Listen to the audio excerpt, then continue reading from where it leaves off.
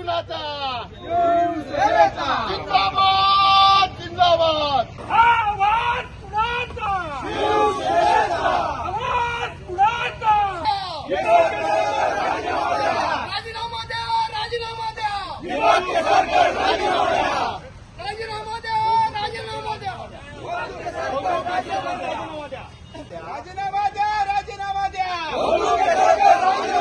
राजीनामा द्या राजीनामा द्या राजीनामा द्या कड़वा है गोवाबाजी करून निवडून आलेला दीपक बंधू केसरकरांचा बंधू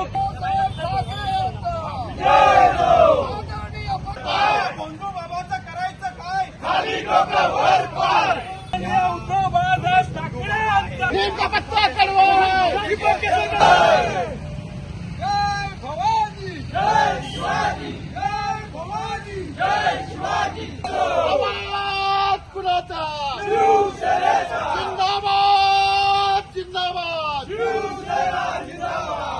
आज खऱ्या अर्थानं दुर्दैवाची गोष्ट आहे की या खराताला राजकीय पाठबळ हे केसरकरांमार्फत मिळालं आणि केसरकर आमदार आहेत म्हणून खऱ्या अर्थानं आमचं सगळ्यांचा आरोप आहे की आज केसरकर खरे सूत्रधार आहेत.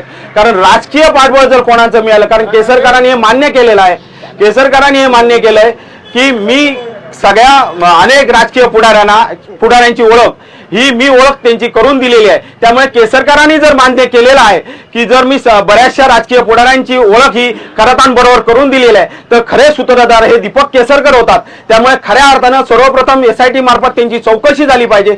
दीपक केसरकरांनी जरा लाज शरम असेल तर राजीनामा तात्काळ दिला पाहिजे. कारण खऱ्या अर्थानं आज या सिंधुदुर्गाचा असलेला नावलौकिक इथला हा पर्यटन जिल्हा म्हणून पर्यटनातून सावंतवाडी शहर म्हणून ओळखलं जातं.